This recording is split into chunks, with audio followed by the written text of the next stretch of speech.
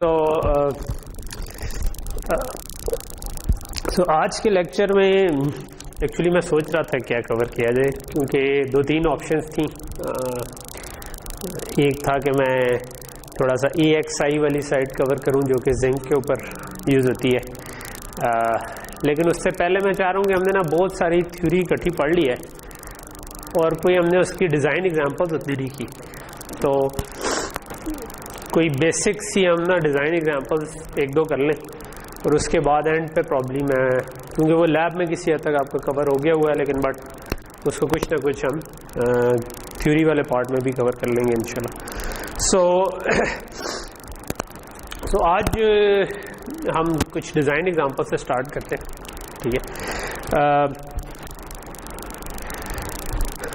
सो पहली एग्जांपल जो हम करना हम ये चाह रहे हैं कि हमारा फोकस है अब FPGA वाले पार्ट पे। हमने लास्ट लेक्चर में किया था कि FPGAs के अंदर क्या क्या कंपोनेंट्स अवेलेबल होते हैं, स्पेशली 7 सीरीज़ FPGAs के अंदर, ठीक है। तो हमने अब हम एक प्रॉब्लम से स्टार्ट होंगे और उस प्रॉब्लम में देखेंगे क्या उन कंपोनेंट्स को यूज़ करके क्या सोल्यूशन बन सकता है, ठीक है। सो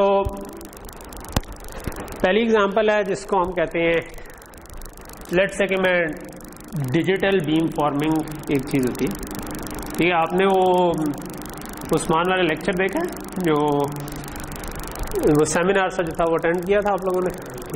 सो फ्यूचर में बहुत सारे मैसिव माइमो सिस्टम्स होंगे या कुछ फेज्ड एरे सिस्टम्स होते हैं, उन सब में एक चीज़ यूज़ होती है बीम फॉर्मिंग, और हम अभी जो एग्जांपल करना चाह रहे हैं वो है digital beam forming. So let's say कि हम करना ये चाह रहे हैं कि एक टिपिकल प्रैक्टिकल ट्रांसमीटर सिस्टम हम देखना चाह रहे हैं। हम रिसीवर पे भी नहीं फोकस करना चाह रहे, हम सिर्फ ट्रांसमीटर पे देख रहे हैं। लेट्स से कि हमारे पास मल्टीपल एंटेनाज लगे हुए हैं, ठीक है।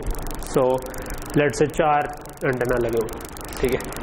और इन अमूमन एंटेनाज, लेट्स से ये जो भी सिस्टम है, ये मैं कहता हूँ कि एक्चुअल में कोई भी हायर फ्रीक्वेंसी पे ट्रांसमिट इसने करना था, और इसके आगे ये जो चीज़ है ना, इसको अमूमन हम कहते हैं एनालॉग फ्रंट एंड, ठीक है, एनालॉग फ्रंट एंड, ठीक। इसका क्या काम होता है, क्योंकि अमूमन अब आप लेट्स से कि ये 1 गीगाहर्ट्ज़ 2 गीगाहर्ट्ज़ कोई भी लेट्स से 6 गीगाहर्ट्ज़ पे ट्रांसमिट करना है आपने, ठीक है। सो अगर आप डायरेक्टली वो वाला सिग्नल डिजिटली उसको प्रोसेस करना चाहेंगे तो वो बहुत हायर फ्रीक्वेंसी पे, ठीक है। FPGAs टिपिकली आपके 200 मेगाहर्ट्ज़ इस रेंज में, 150 मेगाहर्ट्ज़ 100 मेगाहर्ट्ज़ 200 मेगाहर्ट्ज़ इस रेंज में चल रहे होते हैं।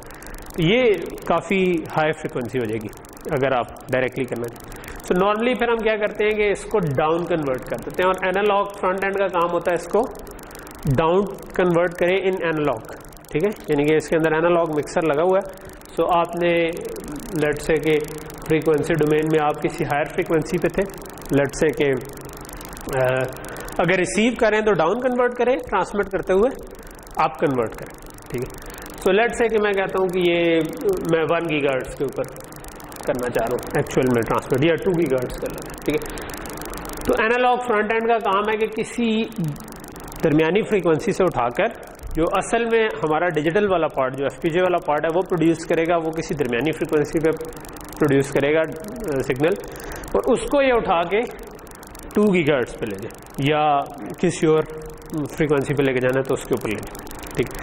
तो हम क्योंकि डिजिटल पार्ट पे फोकस है तो हम इसके पीछे वाले पार्ट पे जाएंगे। लेट्स से कि ये जो दरमियानी फ्रीक्वेंसी है, लेट्स से मैं इसको कह रहा हूँ 30 मेगाहर्ट्ज़, ठीक है। इट कैन बी अमूमन ये 100 मेगाहर्ट्ज़ से कम की होती है, 70 मेगाहर्ट्ज़ 30 मेगाहर्ट्ज़, कोई भी डिपेंडिंग ऑन कि आप कितनी फ्रीक्वेंसी मतलब कितनी बैंडविड्थ है उस पर भी डिपेंड कर रहा होता है, और डिज़ाइन टू डिज़ाइन चेंज भी हो सकता है, ठीक। सो लेकिन हम अपनी एग्जांपल में ले लेते हैं कि लेट्स से कि ये 30 मेगाहर्ट्ज़। सो अब करना हम ये चाह रहे हैं कि हम बीम फॉर्मिंग करना चाह रहे हैं। बीम फॉर्मिंग ये होती है कि आप फेज शिफ्ट्स के जरिए किसी एक तरफ देख रहे होते हैं, ठीक है।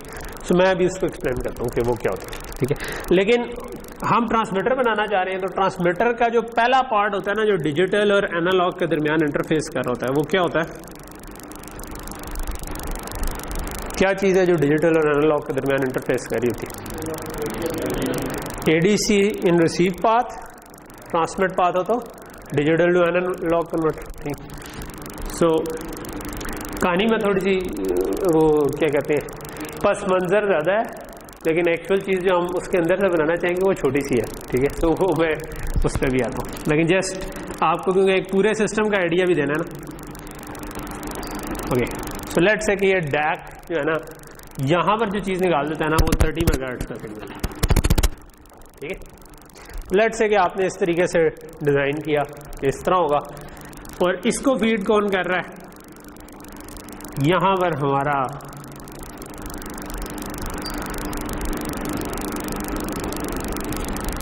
FPGA आ गया, जिसके अंदर हम असल में डिज़ाइन करना चाह रहे हैं, ठीक है। और हम डिज़ाइन क्या करना चाह रहे हैं उस पर आते हैं। पहली चीज़ है कि बीम फॉर्मिंग क्या है, ठीक है। बीम फॉर्मिंग ये है कि लेट्स से कि मैं अगर इधर से लेट्स से कि ये ओमनी डायरेक्शनल से एंटीने के हर तरफ ट्रांसमिट कर रहे हैं, ठीक है। ये सारे एंटीने हर तरफ ट्रांसमिट कर रहे हैं, ठीक है। अच्छा, और अमूमन जो हम ट्रांसमिट करते हैं वो एक साइनोसॉइड होती है, ठीक है। अब अगर ये सारे जीरो फेज पे ट्रांसमिट कर रहे हो तो क्या होगा? लेट्स से कि मैं इसको मिटा दूं, तो जो साइन वेव यहां से निकल रही है वही साइन वेव यहां से निकल रही है, वही साइन वेव यहां से निकल जाए चारों तरफ रही है, लेकिन सारे एक ही डायरेक्शन से। व्हाट अबाउट कि मैं इसको थोड़ा थोड़ा सा, यानी कि आप ये मैंने फ्रंट की तरफ बनाई है बट एक्चुअली ये हर तरफ जा रही है। अगर मैं इसको थोड़ा सा इस तरह से चेंज कर दूं कि मैं कहता हूं कि यहां से जो मैंने ट्रांसमिट किया इस वाले जो एंटेना है उसको थोड़ा सा फेस शिफ्ट दे, ठीक है। यानी कि लेट्स से कि मैं एक इनके दरमियान में एक लाइन बनाता हूं, ठीक है। सो मैं कहता हूं कि मैं इस तरीके से इनको फेस शिफ्ट दूं, ठीक है, कि अगर यहां से वो साइन वेव शुरू हुई होती, ठीक है, यानी कि एक जो है इसको तो लेट्स से चलो यूं नहीं बनाते, काइंड ऑफ यूं बनाते कि ये इस तरह जा रही है और दूसरी जो है ना वो इस तरीके जा रही है कि वो इसके पैरेलल थोड़ा सा इससे इसी एंगल के ऊपर ये थोड़ा सा और ज़्यादा तेज आ गया होगा। ये बात समझ आ रही है कि इनके अंदर थोड़ा थोड़ा सा फेज शिफ्ट है, ठीक है। ये जहाँ से स्टार्ट हो रहा था ये उससे थोड़ा सा पीछे, ये उससे थोड़ा सा और पीछे, ये थोड़ा सा और पीछे। उसकी वजह से क्या हुआ कि ये एक एंगल के ऊपर स्ट्रेट हो गई है, ठीक है। वो हमने बिल्कुल प्रिसाइसली मेजर करके इतना फेज शिफ्ट डाला कि ये इस डायरेक्शन के अंदर इन फेज है सारी, ठीक है। बाकी डायरेक्शंस के अंदर इन फेज नहीं होगी, ठीक है। सो जहां पर ये इन फेज है उस तरफ क्या होगा? कंस्ट्रक्टिव इंटरफेरेंस, कि जब आपकी दो वेव्स एक ही फेज पे इकट्ठे जा रही होती है तो उनका कंस्ट्रक्टिव इंटरफेरेंस होता है और इस तरफ आपकी ज़्यादा पावर ट्रांसमिट हो रही होगी, बाकी सब जगहों पर कम पावर ट्रांसमिट हो रही है, ठीक। तो हम चाह ये रहे हैं कि हम जो भी चीज़ ट्रांसमिट करें उनको थोड़ा थोड़ा थोड़ा थोड़ा सा फेज शिफ्ट दे दें, ठीक है। और वो फेज शिफ्ट जो है ना वो हम कैलकुलेट कर सकते हैं, वो कैलकुलेट करना कोई इतना मुश्किल काम नहीं है। उसके लिए हम इधर अगर एक लाइन लगाएं और हम देखें कि हमने जिस एंगल पर इनको भेजना था उस एंगल के ऊपर इसको ट्रायंगुलरली सॉल्व कर लेना, इस ट्रायंगल को, कि इसके ऊपर कितना कितना डिफरेंस आना चाहिए था। यानी एंटेना वाली जिस पॉइंट पे एंटेनास पड़े हुए हैं, ठीक है, उस पॉइंट पे मैं देख लूं कि लेट से मैंने कोई एंगल देना था और उस एंगल के हिसाब से ये कितना डिस्टेंस बनता है, ठीक है। यानी कि ये अगर मैं 90 डिग्री इधर से डालूं, ठीक है, तो मैं I can calculate it. For example अगर मैंने इसको 1 गीगाहर्ट्ज़ के ऊपर ट्रांसमिट करना था या 2 गीगाहर्ट्ज़ के ऊपर ट्रांसमिट करना था, सो आई कैन कैलकुलेट इट कि यार ये वाला जो इस एंटेना जो ट्रांसमिशन करनी है वो इतने टाइम एडवांस होनी चाहिए, ठीक है, यानी इतना टाइम उसका गुजर चुका होना चाहिए, ठीक है। तो इतना फेज उसके अंदर ऑलरेडी है, यानी कि यहाँ पर अगर कोई होता तो वो 0 फेज से शुरू होना था, लेकिन ये वाला जो है ये उससे कुछ पहले से शुरू होना चाहिए, ये उससे कुछ ज़्यादा पहले से शुरू होना चाहिए। ये दूसरी साइड पे जितना इस तरफ पॉजिटिव था उतना इस तरफ नेगेटिव फेज डाल दें, और ये तीसरी साइड पे, ठीक। ये तो हम हमेशा कैलकुलेट कर सकते हैं, ठीक है। Maybe we can make an Excel sheet जिसके अंदर हम एक फार्मूला डाल दें जो भी, क्योंकि हमें ये पता है कि हमारी क्या फ्रीक्वेंसी है, और हमें पता है कि अगर मैं ये थीटा मुझे पता है कि मैं कितने डिग्री पे ये बनाना चाह रहा हूँ, इनकी स्पेसिंग भी मुझे पता है, ठीक है, यानी कि मुझे सेंटर से इसका डिस्टेंस पता है। तो अगर आपको एक ट्रायंगल के अंदर, एक राइट एंगल ट्रायंगल के अंदर ये एंगल भी पता हो, हाइपोटेन्यूज भी पता हो, तो आप बाकी सारी चीज़ें निकाल सकते हैं, ठीक है। तो आप बेसिकली ये वाली चीज़ निकाल सकते हैं, ठीक है। आप कहेंगे कि this over this is equal to perpendicular hypotenuse sine theta होता है, ठीक है। तो साइन ऑफ थीटा जो है वो आप कह सकते हो कि पी ओवर एच है, और उससे आप एच को उधर ले जाएं, एच भी आपको पता है कि कितना डिस्टेंस है, साइन थीटा भी पता है, तो आपने परपेंडिकुलर की वैल्यू आ गई।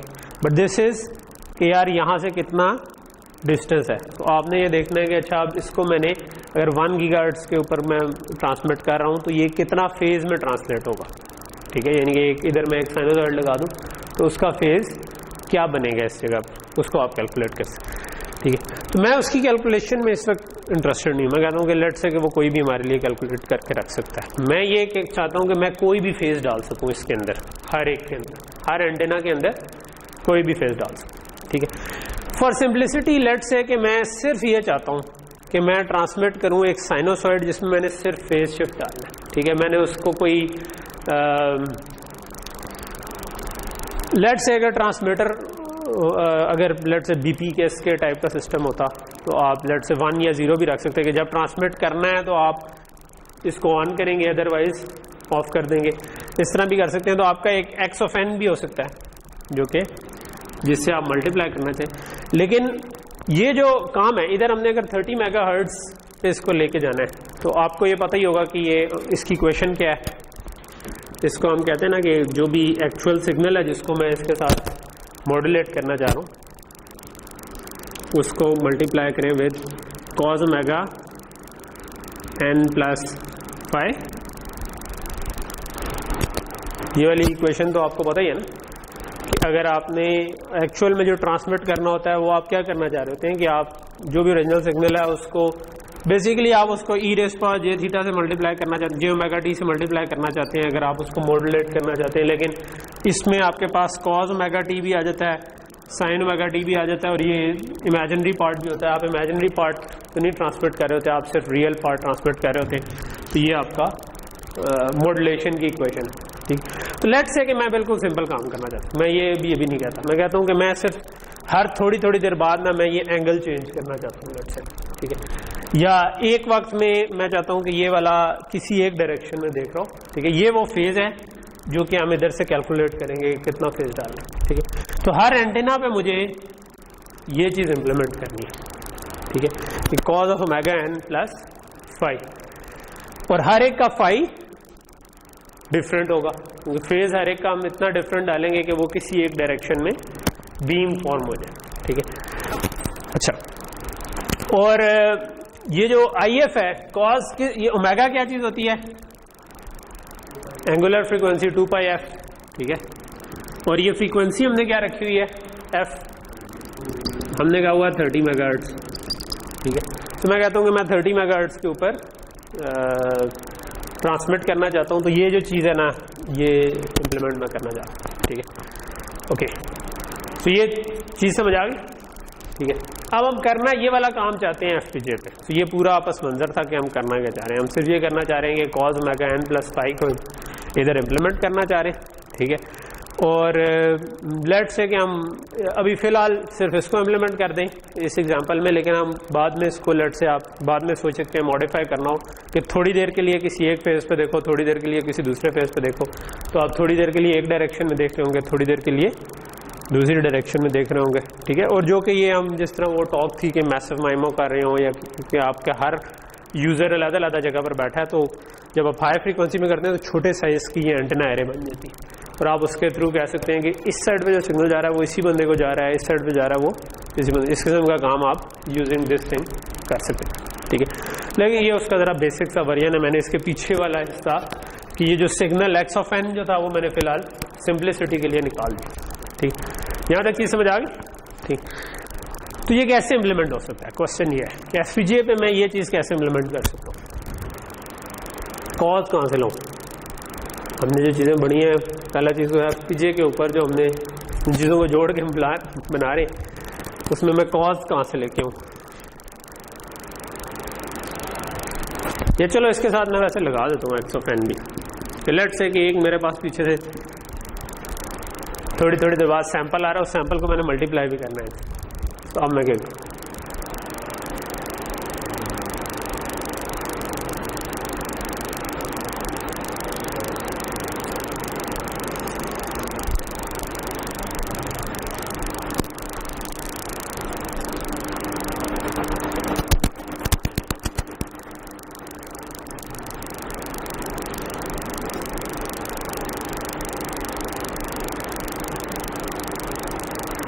सोचे। पहली चीज़ है जस्ट कॉज कहाँ से आ सकता है। 30 मेगाहर्ट्ज़ जनरेट करनी है। एक तरीका ये हो सकता है कि मैं इसको खोल लूँ, cos alpha cos beta, cos alpha plus beta का क्या फॉर्मूला होता है, cos alpha cos beta minus sine alpha sine beta. So let's say मैं कहता हूँ कि cos omega N cos phi minus sine omega N sine है, ठीक है, सॉरी माइनस, ठीक है, ये मेरे पास आ गया, ठीक है। अब हो क्या रहा है, हर थोड़ी देर बाद मुझे ये वाला सैंपल आ रहा है, ठीक है। उस सैंपल को मैंने कॉज ओमेगा एन से मल्टीप्लाई करना है, उसको मैंने कॉज ऑफ फाई से मल्टीप्लाई करना है, उसको मैंने साइन ओमेगा एन से मल्टीप्लाई करना है, उसको मैंने साइन ऑफ फाई से मल्टीप्लाई करना है, ठीक है। और हमारा टारगेट क्या है, एफपीजीए, ठीक है। और अब एक और क्वेश्चन भी है। पहला क्वेश्चन जब हम ऐसे सिस्टम्स में करते हैं वो ये है कि आपका डैक का सैम्पलिंग रेट क्या है। एक क्वेश्चन ये आता है ना कि डैक में किस सैंपल पे सैम्पलिंग रेट पर इसको बाहर निकालना। तो डिजिटल टू एनालॉग कन्वर्टर है, उसने किसी रेट पर सैंपल्स को, उसकी एक सैम्पलिंग फ्रीक्वेंसी होगी ना कुछ वो, तो ये जो इसका पीरियड है, तो f is equal to 1/t, जो भी आपकी एक सैम्पलिंग फ्रीक्वेंसी होती है इसके हिसाब से वो क्या, हाँ। एक चीज़ तो इसमें हमें पता है कि जो भी हमारे सिग्नल की मैक्सिमम फ्रीक्वेंसी है उससे डबल होना चाहिए इसको आइडियली, ठीक है, मिनिमम। नाइक्वेस्ट सैम्पलिंग के लिए उससे बड़ा, नॉर्मली वैसे कम्युनिकेशन सिस्टम में हम उससे 3 या 4 गुना एटलीस्ट रखते होते हैं, ठीक है। तो दूसरी लेकिन एक चीज़ ये है कि ये इसकी मैक्सिमम फ्रीक्वेंसी नहीं है। 30 मेगाहर्ट्ज़ के इस तरफ भी थोड़ा सा बैंड है, इस तरफ भी थोड़ा सा बैंड है, ठीक है। तो मैंने क्योंकि एक्चुअल सिग्नल नहीं आपको बताया हुआ, ये तो एक्स ऑफ एन पर डिपेंड करेगा ना कि ये कितना है बैंड, ठीक है। सो ज़रूरी नहीं होता, अगर वो बैंड ज़्यादा बड़ा ना हो तो फिर आप क्योंकि अगर वो बेस बैंड में होता तो उससे डबल फ्रीक्वेंसी आपको रखनी थी ना, वो आपकी लिमिट। तो अगर वो इस जगह पर है तो इसको हम बैंड पास सैम्पलिंग करके थोड़ा सा डबल से कम पे भी कर सकते हैं काम, ठीक है। ये हमेशा ज़रूरी नहीं होता क्योंकि ये पूरे बैंड में सिग्नल नहीं है। आप इसको इस तरीके से मल्टीप्लाई कर सकते हैं कि ये उठ के बेस बैंड पे आ जाए, ठीक है, या बेस बैंड से उठ के वो काम कर सकते हैं, लेकिन खैर वो एक सेपरेट डिस्कशन है। तो लेट्स से कि मेरे डैक की जो फ्रीक्वेंसी है वो मैं कह देता हूँ कि 120 मेगाहर्ट्ज़ है, ठीक है, ठीक। मैंने भी खुद आसानी के लिए वैसे 30 का मल्टीपल रख लिया जस्ट ताकि कॉम्प्लेक्सिटी कम हो जाए, लेकिन लेट्स से कि ये 120 मेगाहर्ट्ज़ है, ठीक है, 4 सैंपल यानी आ जाते हैं एक, ठीक है, ये 30 मेगाहर्ट्ज़ के 4 सैंपल इसमें आ जाते हैं, ठीक है। तो अब क्या करें? हाँ,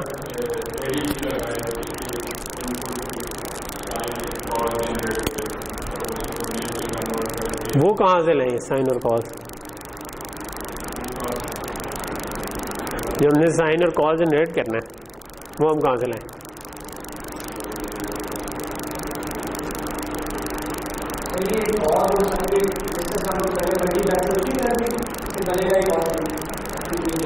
सोचे ना, यही तो सोचवा रहा हूँ मैं आपको कि कैसे बनेगा।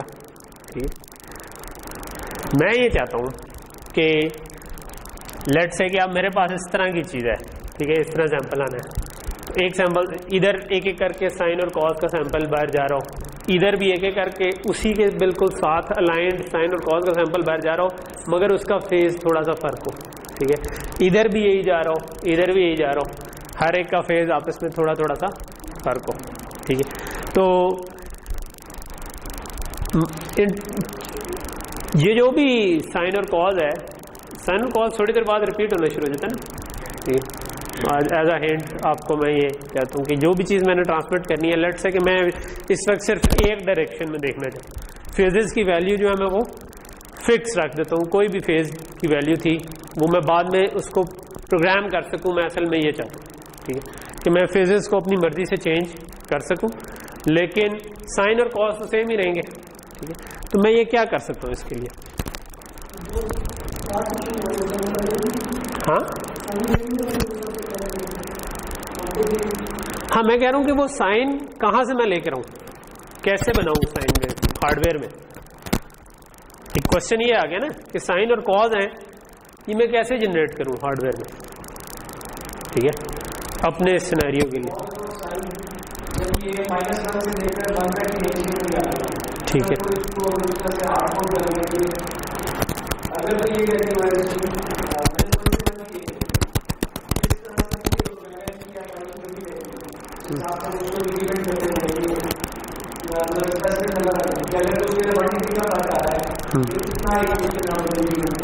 हम यानी कि प्री कैलकुलेट कर लें कि अगर मैंने 30 मेगाहर्ट्ज़ की साइन वेव जनरेट करनी है तो उसमें कितना कितना फर्क आ रहा है, ठीक है, वो जो जितना फर्क आ रहा है।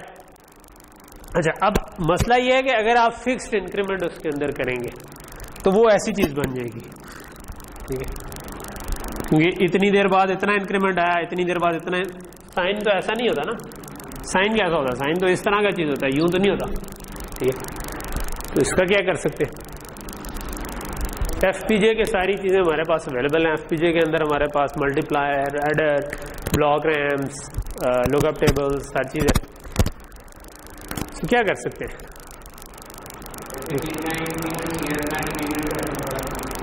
तो फिर वो वापस उधर ही आ जाएगा, लेकिन हमने तो एक स्पेसिफिक शेप लानी है ना। अच्छा चलें, ये जो हम चीज इंप्लीमेंट करना चाह रहे हैं ये अब हमारी इक्वेशन है, ठीक है, कि x ऑफ n आ रहा है एक एक सैंपल करके, ठीक है। और मैं उसको लेट से कि एक और क्वेश्चन पहले बनता है कि क्या हमारा एफपीजी का क्लॉक और डैक का क्लॉक एक ही है या नहीं है, क्योंकि हमने एक चीज़ फोल्डिंग अनफोल्डिंग से पहले ये पढ़ी थी ना कि क्या आपका सिस्टम क्लॉक और सैम्पलिंग क्लॉक बराबर भी है या नहीं, ठीक है। अगर तो वो बराबर नहीं है तो फिर कॉम्प्लेक्सिटी थोड़ी सी और बढ़ जाएगी, ठीक है, कि अगर लेट से कि मैं ज़्यादा स्पीड पे प्रोसेस कर रहा हूँ या मैं कम स्पीड पे प्रोसेस कर रहा हूँ और इसको ज़्यादा स्पीड पे चाहिए तो क्या करें, ठीक। तो फॉर सिंप्लिसिटी मैं इसको कहता हूँ कि यार मेरा सैम्पलिंग क्लॉक और सिस्टम क्लॉक बराबर है, ठीक है। सो कॉम्प्लेक्स प्रॉब्लम्स को सॉल्व करने का एक तरीका ये होता है कि पहले आप ना, कॉम्प्लेक्स प्रॉब्लम क्या होते हैं जिसमें वेरिएबल थोड़े से ज़्यादा हों, आपकी दिमाग की औकात से थोड़े से निकल जाए बाहर, ठीक है, तो उसको कहते हैं हम कॉम्प्लेक्स प्रॉब्लम। जब वो आपके दिमाग की औकात में आ जाते हैं तो फिर वो इसका मतलब है, मतलब हमारे दिमाग की औकात बड़ी होती है वैसे, मतलब 100 बिलियन न्यूरॉन्स होते हैं, हर एक 10,000 इनपुट होती हैं और एक आउटपुट होती है, तो हम बहुत सारे कॉम्प्लेक्स वेरिएबल्स को सॉल्व कर सकते हैं, but we need to get used to it कि क्या मैंने प्रॉब्लम सॉल्व करना है, ठीक है। तो प्रॉब्लम के साथ थोड़ा सा वक्त बिताना पड़ता है, प्यार के साथ उसके साथ आप टाइम गुजारेंगे तो कुछ देर बाद खुद ही कनेक्शंस बन जाएंगे, क्योंकि आप बहुत ज़्यादा कॉम्प्लेक्सिटी के प्रॉब्लम सॉल्व कर सकें। लेकिन उसका एक जनरली मैं जो तरीका यूज़ कर रहा होता हूँ वो ये कह रहा होता हूँ कि यार चीज़ों को सिंपल रखो, कुछ वेरिएबल्स को ज़रा ना निकाल दो फॉर द टाइम ही, और बाकी के वेरिएबल पे फोकस करके जितने आपकी दिमाग की औकात में आ सके उनको सॉल्व कर लें। और जब उनको सॉल्व कर लेंगे तो उसके अंदर उसके बाद वो जो आपने वेरिएबल छोड़े इसलिए नहीं थे कि आपने उनको इनकॉर्पोरेट नहीं करना था, छोड़े इसलिए थे कि यार जब एक दफ़ा सॉल्व हो जाएगा ये वाले वेरिएबल से मैं बेफिक्र हो जाऊंगा तो आप नए वेरिएबल इंट्रोड्यूस करवाऊंगा, ठीक है। और वहाँ पर फिर आपका असल टाइम लगता है कि अच्छा एक सॉल्व सिस्टम के अंदर एक नया वेरिएबल इंट्रोड्यूस करवाएंगे तो चीज़ें हिलेंगी, लेकिन बट यू डोंट वांट कि उसको करें। देखते हैं अगर हमारे पास टाइम बचा तो हम कोशिश करेंगे कि इसको सिस्टम क्लॉक और उसको चेंज भी करके देख लें, लेकिन फिलहाल हम पहले ये अजम्पशन लेते हैं कि सिस्टम क्लॉक और डैक क्लॉक एक ही है। अगर एक ही है तो क्या करूं? अब प्रॉब्लम तो आपको समझ आ गया ना। ये प्रॉब्लम ये है कि मैंने यहां पर इस तरह के सैंपल जनरेट करने हैं, ठीक है, जो भी साइन वेव के सैंपल 30 मेगाहर्ट्ज के, ठीक है। प्रॉबेबली 4 सैंपल होंगे एक उसके अंदर, किस तरह के बन जाएंगे, प्रॉब्ली इस तरह का कुछ बन जाएगा मे बी, है ना। इधर से दोबारा वो नहीं, थोड़ा सा हिला हुआ होगा इससे, एनीवे, ठीक है। तो आप इस किस्म का कुछ चीज़ बनाना चाह रहे हैं, ठीक है। या इसको बढ़ा दें, मे बी 4 पे इतनी अच्छी नहीं लग रही, 5 कर लेते हैं 5 ये 15 150 मेगाहर्ट्ज कर लेते हैं, ठीक। तो 2 हाँ 5वां दोबारा यही आ जाए, कुछ इस किस्म की चीज़ बन जाए, ठीक। तो मैं करना ये चाह रहा हूँ कि मैं हर दफ़ा ये चीज़ रिपीट की, अगली दफ़ा दोबारा यही सैंपल आ जाएगा और फिर यही सैंपल आएगा, फिर यही सैंपल आएगा एंड सो ऑन, ठीक है। तो इस वाले के ऊपर आपका एक साइन वेव जिसके 120 मेगाहर्ट्ज के हिसाब से एक 30 मेगाहर्ट्ज का साइकिल के 5 सैंपल्स बन गए और फिर 5 सैंपल बन गए, फिर इस तरह जाना। दूसरे वाले डैक के ऊपर आप यही चीज़ चाहते हैं बट उसका फेज डिफरेंट होगा। फेज डिफरेंट होगा इसका मतलब है कि आपका सैंपल कुछ और तरह का बन जाएगा थोड़ा सा, ठीक है, यानी कि स्टार्टिंग पॉइंट चेंज हो जाएगा, यहाँ पर 0 नहीं होगा बल्कि कुछ और होगा। इसका फेज चेंज होगा, इसका कोई और स्टार्टिंग, इसका फेज कुछ और होगा, ठीक है। तो अब ये सैंपल्स मैं कैसे जनरेट कर सकता हूँ, उसके लिए मुझे जो इक्वेशन गिवन है उसके अंदर कॉज और साइन लेना पड़ता है। और प्रॉब्लम ये है कि हम सिस्टम डिज़ाइन के कोई 20 लेक्चर हो गए हैं, लेकिन हमने ये तो डिस्कस ही नहीं किया कि कॉज और साइन कैसे जनरेट करेंगे, ठीक है, जिस वजह से कन्फ्यूजन हो रही है, ठीक। सो कॉज और साइन जनरेट करने का अगर आप बहुत जनरल सा तरीका चाहते हैं कि आपने डिफरेंट तरह के कॉज और साइन जनरेट करने हैं, तो उसका एक एल्गोरिथम है जिसको हम कहते हैं कॉर्डिक, ठीक है। इसकी बनी बनाई कोर भी अवेलेबल है जो कि आप यूज़ कर सकते हैं, ठीक है। लेकिन क्योंकि मैं एक सिंपल सा प्रॉब्लम सॉल्व करूँ, मैं कहता हूँ मैं इसमें ये भी यूज़ नहीं करना चाहता, मैं वही वाली चीज़ें यूज़ करना चाहता हूँ जो कि अभी तक हमने पढ़ी नहीं। तो तब क्या कर सकते हैं हम? ये इम्प्लीमेंट करेंगे ना अगर कि जो भी एक्स ऑफ एन मेरे पास पीछे से सैंपल आ रहे हैं, वो तो पीछे से आ रहे हैं, वो तो इनपुट एंड लेट से मैं कहता हूँ एक ब्लॉक रैम में पहले से लिखे हुए हैं, वहाँ से मैं उठाना चाहता हूँ, ठीक। ये मेरे पास है, ये मैं कहाँ से जनरेट करूँ? पहली चीज़ इसने इसके साथ मल्टीप्लाई होना है, ठीक है, और फिर इसने इसके साथ मल्टीप्लाई होना है, इसी तरह फिर इसने इसके साथ भी मल्टीप्लाई होना है और इसने सबट्रैक्ट करना है, ठीक है। सो कोई आइडियाज? एक लुकअप टेबल बना लें, कॉज और साइन।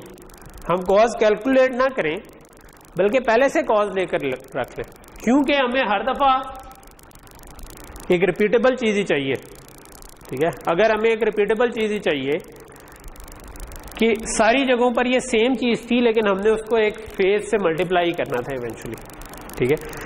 तो हार्डवेयर डिजाइन में ना जो चीज हम प्री कैलकुलेट कर सकते हो, ठीक है, ये इंपॉर्टेंट बात है, जो चीज हम प्री कैलकुलेट कर सकते हो वो हम हार्डवेयर में कैलकुलेट नहीं करते, ठीक है। अगर किसी कांस्टेंट को किसी कांस्टेंट से मल्टीप्लाई करना है तो हम वो मल्टीप्लायर हार्डवेयर में नहीं लगाते, हम कहते हैं कि यार ये तो ऑलरेडी कांस्टेंट्स हैं, तो जो इनका रिजल्ट आ रहा है वो मुझे बता दो, जो चीज़ प्री कैलकुलेट हो सकती है। अगर ये साइन और कॉज मैंने फिक्स नंबर्स ही आने हैं हर दफ़ा, ठीक है, 5 सैंपल ही आने हैं इस केस में, ठीक है, तो वो 5 सैंपल तो फिक्स हैं, तो हमें उन्हें प्री कैलकुलेट करके रख लेना चाहिए बजाय इसके कि हम साइन और कॉस कैलकुलेट करें। ठीक है, सिर्फ हमें देखना पड़ेगा कि यार कि कॉस 2 पाई एफ एन बन रहा है ना ये। ठीक है, तो मेरे पास एक पीरियड बन रहा है जिसके अंदर 5 इक्वी डिस्टेंट सैंपल्स हैं, यानी कि अगर मैं इसको 1 2 3 4 वैसे तो ये मुझे चाहिए 0 फिर यहाँ तक। ठीक है, तो ये वैसे मैंने कॉस के बजाय साइन के हिसाब से बना दिया। अगर मैं इसको इधर से बना दूँ सेंटर से तो ये कॉस के हिसाब से बना। ठीक है, तो मुझे ये 5 सैंपल चाहिए, दैट्स इट। ठीक है, इसके लिए मुझे कॉस के लिए हार्डवेयर बनाने की ज़रूरत नहीं है। मैं निकाल सकता हूँ कि यार यहाँ से यहाँ तक अगर 0 से लेकर 2 पाई है। ठीक है, सो मैं इसको 5 हिस्सों में डिवाइड कर सकता हूँ। ठीक है, कि आप 0 कॉस ऑफ 0 पहले से कैलकुलेट कर लें, कॉस ऑफ 2 पाई बाय 5। ठीक है, इसके 5वां हिस्सा किया तो 2 पाई बाय 5 हो गया। ठीक है, 2 पाई 360 डिग्रीज होता है, सो 360 बाय 5 करेंगे तो क्या बनेगा। ठीक है, क्या बनता है ये 5 7 35 1 5 10 72 डिग्री का हमारा बनता है। ठीक है, सो हम 72 डिग्रीज फिर 72 इंटू 2 डिग्रीज फिर 72 इंटू 3 डिग्रीज फिर 72 इंटू 4 डिग्रीज निकाल लें इनका कॉस। ठीक है, तो ये 5 सैंपल हमें चाहिए, ये 5 सैंपल। और उसके बाद छठा सैंपल क्या चाहिए 2 पाई जो कि दोबारा 0 आ गया। ठीक है, तो ये तो आसान काम हो गया। ठीक है, तो ये वाला हिस्सा निकालना तो कोई मुश्किल नहीं लग रहा। यही काम मुझे साइन के साथ भी करना है। ठीक है, साइन का भी यही काम करना है ना। अब इसमें क्या करना है, cos of 0 cos of 72 degree cos of 72 into 72 degree और 3 इंटू 72 डिग्री ये किया। यही काम हमने साइन के साथ भी किया। ठीक है, फाई के साथ क्या करें,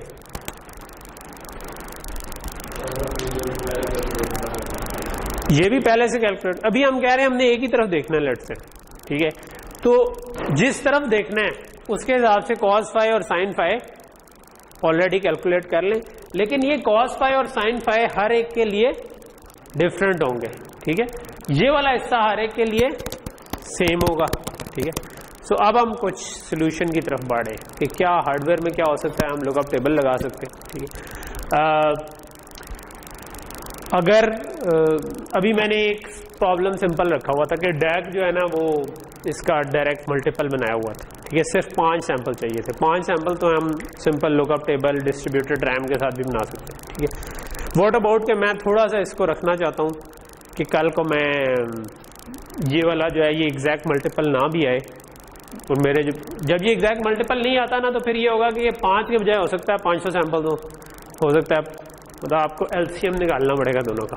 ठीक है, एलसीएम निकाल के आपको पता चलेगा दोनों को, मतलब बेसिकली फ्रीक्वेंसी से टाइम पीरियड निकाल लें और टाइम पीरियड का एलसीएम निकाल के देख लें कि यार कितने सैंपल्स गुजर जाएंगे तो मेरे पास पूरा पीरियोडिक हो जाएगा। ठीक है, क्योंकि अगर ये एग्जैक्ट मल्टीपल ना होता ना तो फिर एक सैंपल के बाद अगला जो था वो 0 नहीं आना था, वो कुछ थोड़ा सा आगे आ जाना था, थोड़ा सा पीछे आ जाना था। ठीक है, बात समझ रहे हो ना, सारे सैंपल वगैरह। तो उसके लिए लेकिन वो भी किसी बड़े पीरियड पे जाकर पीरियोडिक हो जाना था मोस्ट प्रॉब्लम। ठीक है, हो सकता है कोई ऐसे नंबर आप चूज कर लेंगे जिसमें ये पीरियोडिक ही ना हो तो वो जरा मुश्किल हो जाएगा, लेकिन इन दी एंड किसी बहुत बड़े नंबर पे जाकर पीरियोडिक हो जाएंगे ये लोग। ठीक है, तो उस केस में हम क्या कर सकते हैं कि हम उसकी सपोर्ट के लिए कह सकते हैं कि भाई मैं बजाय इसको फिक्स लुकअप टेबल रखने के मैं इसको प्रोग्रामेबल रख लेता हूँ कि आपको कितने सैंपल चाहिए। ठीक है, सिंपल ये चीज़ जो हमने रखी है ना कि 5 सैंपल चाहिए, हम इस केस में उसको 5 रख लें और हम फिर कहें कि यार अगर किसी ने इसको चेंज करना हो तो 5 के बजाय उसको 500 कर ले तो वो 500 सैंपल्स हो जाएंगे। ठीक है, और उसके बाद रिपीट होते जाएंगे। तो यहाँ तक चीज़ समझ आ रही? ओके, अभी ये वाला हिस्सा तो समझ आ गया, इसको मैं बेशक मिटा दूँ।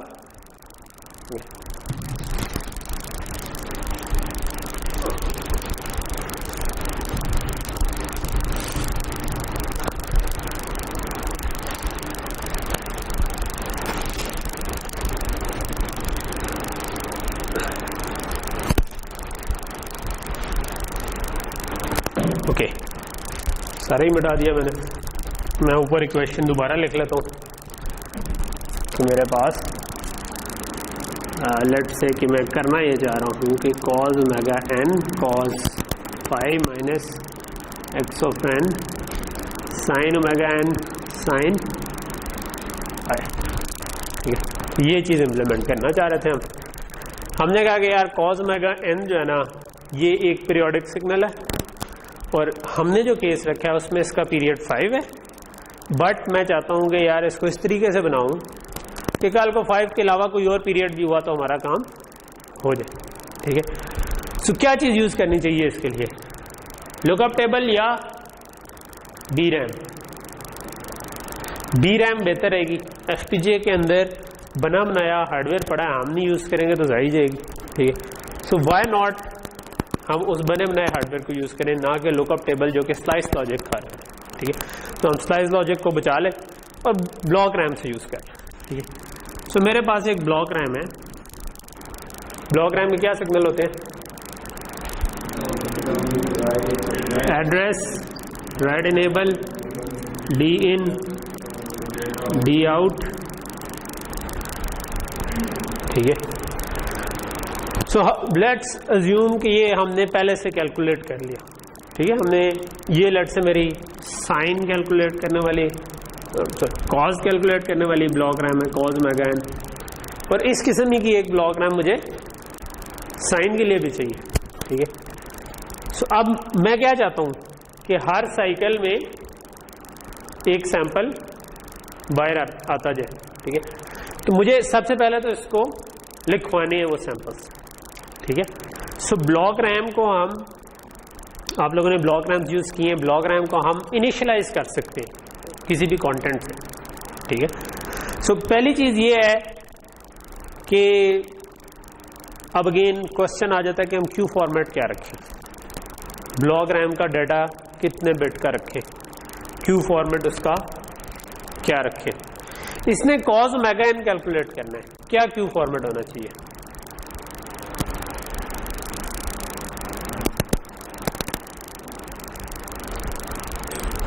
कॉज किस रेंज में होता है, कैसे निकालते थे, पेपर में क्वेश्चन आया हुआ है,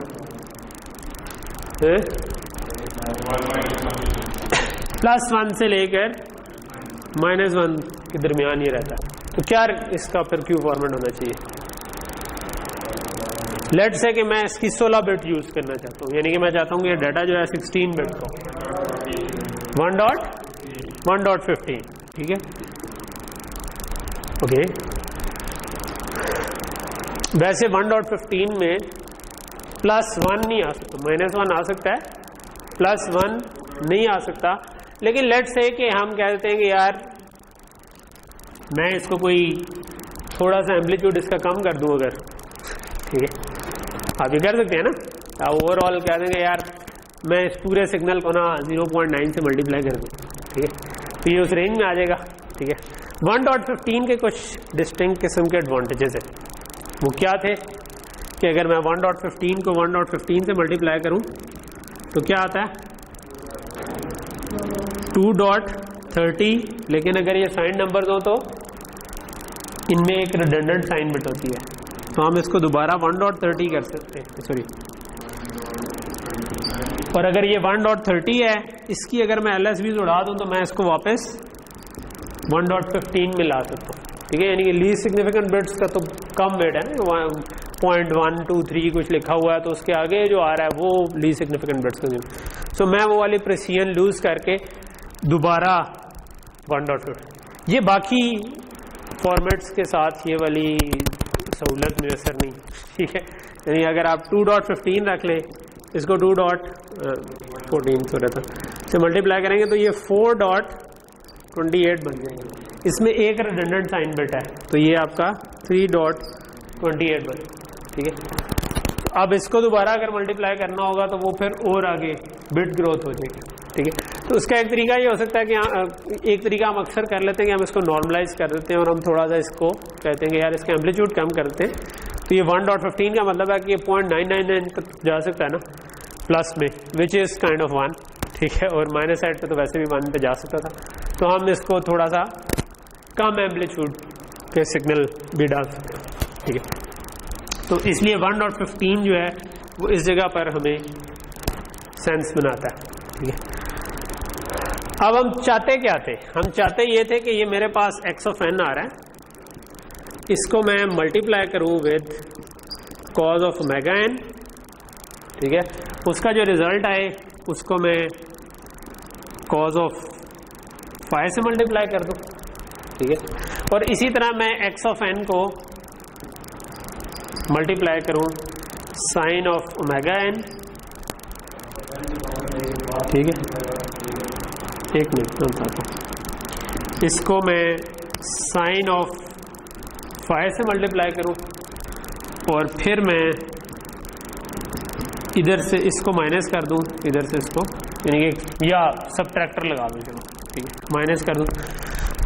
अब अगर ये मतलब सैंपल बाय सैंपल प्रोसेसिंग हो रही है तो ये डाटा फ्लो ग्राफ हमें शो कर रहा है कि हमने क्या इंप्लीमेंट करना है, ठीक है। यानी कि मुझे कहीं से x ऑफ n चाहिए, फिर cos ऑफ ओमेगा n चाहिए जो मल्टीप्लाई हो जाए, फिर cos ऑफ फाई चाहिए जो मल्टीप्लाई हो जाए, फिर x ऑफ n को sin ऑफ ओमेगा n से मल्टीप्लाई कर दो, sin ऑफ फाई से मल्टीप्लाई कर दो, इन दोनों को आपस में सब्ट्रैक्ट कर दो, तो ये मेरे पास चीज़ इंप्लीमेंट हो जाएगी, ठीक है। और ये चीज़ फीड फॉरवर्ड है, फीड फॉरवर्ड हो इसका मतलब है इसको पाइपलाइन करना आज जैसे चीज़ों के लिए तो पीस ऑफ केक है, ठीक है। क्या करते हैं, फीड फॉरवर्ड नेटवर्क पे लाइन लगा के आप उधर रजिस्टर डालें, उनको जितने मर्जी फिर आगे नो ट्रांसफर थ्योरम से मूव करें या जिस तरह भी मूव करें, ठीक है। आप इधर लाइन लगा दें, 3 रजिस्टर डालें, इधर आके 2 हो गए, इधर आके 4 हो गए, ठीक है, तो आपका काम खत्म हो जाएगा, ठीक है। चलो उसको बाद में छोड़ते हैं, ये यहाँ तक समझ तो आ रही है ना कि हम क्या करना चाहते हैं, ठीक है। तो अब हमने क्या काम किया, हमने भी इस वक्त ये किया कि यार ये कॉज ऑफ ओमेगा n में कॉज आ रहा था, उसको कैसे हैंडल करें। हमने कहा कॉज हम नहीं कैलकुलेट करते, कॉज से हमने इस रैम को पहले से इनिशियलाइज करवा दिया। अब हमने इस कॉज को जनरेट करना है, इसका क्यू फॉर्मेट हमने चूज कर लिया। क्वेश्चन ये है कि अच्छा अब इसका मैं एक एक करके अगला सैंपल कैसे जनरेट करूं। इसके अंदर पड़े हुए हैं, जो हमारे केस में 5 सैंपल थे, हम चाहते हैं कि पहले 0 नंबर वाला एड्रेस पे है वो बाहर आ जाए, दूसरे साइकिल में 1 नंबर एड्रेस वाला आ जाए, फिर 2, फिर 3, फिर 4 के बाद मैं चाहता हूँ दोबारा 0 नंबर वाला एड्रेस वाला हो। किधर राइट इनेबल और डाटा इन के साथ क्या करूं, 1 लिखवाना है हमने, इस पे 0 कर दें। हमने इस पे लिखवाना नहीं है, हम इसका ज़्यादा लुकअप टेबल यूज करें। लिखवाना है काइंड ऑफ, क्योंकि जब हमने शुरू में लिखवाना है, लेकिन उसको हम प्री इनिशियलाइज भी कर सकते हैं। और दूसरा ये भी कर सकते हैं कि दूसरे में बाद में आता हूँ, ठीक है, अभी नहीं करना है, कॉम्प्लेक्स हो जाए, ठीक है। ओके, तो यहाँ पे हम क्या कर सकते हैं, काउंटर कैसा होता है, एक रजिस्टर लगा दें, इसको प्लस कर दूं, पर ये काउंटर तो चलता जाएगा 0 1 2 3 4 5 6 7 8 9 हर दफा। हम क्या चाहते हैं कि कितने के बाद क्या हो जाए, जब ये 4 हो जाए, तो 0 1 2 3 4 के बाद ये जब इंक्रीमेंट के बजाय 0 हो जाए तो क्या करें,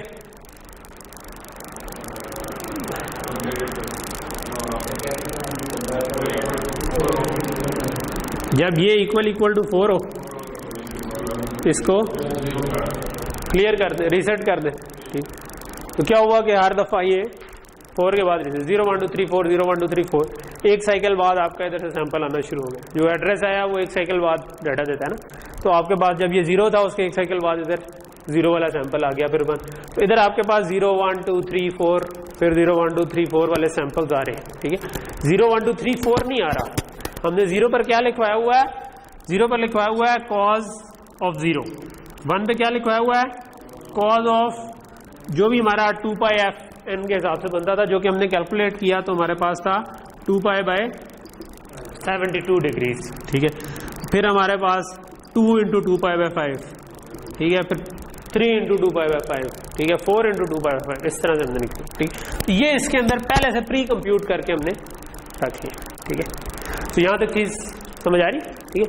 अगेन 5 एक जो अगर इतने छोटे सैंपल हो ना तो जरूरी नहीं आप ब्लॉक रैम लगाएं, आप सिंपल एक लुकअप टेबल भी बना सकते थे। अगर मैं एक केस स्टेटमेंट लगाऊं और एक मार्क्स बना दूं और उसके पीछे मैं हार्ड कोड कर दूं 5 वैल्यूज, ठीक है, जो वैल्यूज मैंने लिखवानी थी, तो अगेन यहाँ पे मैं एड्रेस दूंगा तो यहाँ पर मेरे पास डाटा आ जाएगा, और ये हार्ड कोडेड वैल्यूज जो है ना ये उधर एक लुकअप टेबल के अंदर ऑटोमेटिकली FPGA में लुकअप टेबल इसके ज़रिए बन जाएगा। ठीक है, तो 5 to 1 का लुकअप टेबल जो है वो एक स्लाइस में हमने देखा था शायद कि 5 to 1 का होता, तो ये एक स्लाइस कंज्यूम करेगा एक स्लाइस में, लेकिन शायद एक बिट का हो, तो ये फिर 16 बिट रखी है तो 16 स्लाइसेस कंज्यूम करके हमारे पास आ जाएगा। ओके, तो यहाँ तक चीज़ क्लियर होगी। तो हमने देखा कि यार एंड पे छोटी सी एक चीज़ बनी जिससे मेरे पास ये कॉज ऑफ ओमेगा n आना शुरू हो गया। ठीक है, अच्छा, इसको मैंने क्या करना था, इसको मैंने मल्टीप्लाई करना था x ऑफ n से। सो x ऑफ n मैं कहता हूं कि मुझे कहीं और से हर सैंपल पे आ रहा है।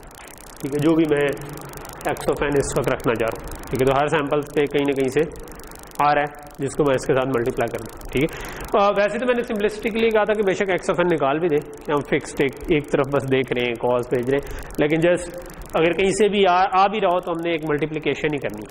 ठीक है, सो हाँ, x ऑफ n को मैं क्या करूं कि cos of omega n plus cos of phi कर दूं। नहीं, ये देखो ना, ये तो मल्टीप्लाई हो रहे हैं ना, तो अगर मैं कॉमन कर लूं या ना करूं, हाँ हाँ हाँ हाँ हाँ, आप ये कह रहे हो कि इसको यूं किया जा सकता है कि कॉज ओमेगा n को सिंपल मल्टीप्लाई करूं विद कॉज फाई और साइन ओमेगा n को कर दूं साइन फाई से, और फिर मैं इसको माइनस कर दूं और उसके बाद मल्टीप्लाई कर दूं। तो बिल्कुल हो सकता है ये भी। ठीक है, सो एक्चुअली यही बनाना चाहिए हमें।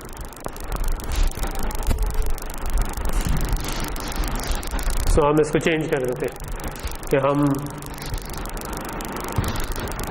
ये वाला मल्टीप्लायर निकाल देते हैं। हम साइन ओमेगा n को साइन फाई से मल्टीप्लाई कर रहे हैं, गेट्स नॉट एडेड, और ये कॉज ओमेगा n को हम अनलेस के हमें कॉज ओमेगा n को कॉज फाई से मल्टीप्लाई किया और इसको मल्टीप्लाई कर देंगे विद जो भी x ऑफ n। ठीक है,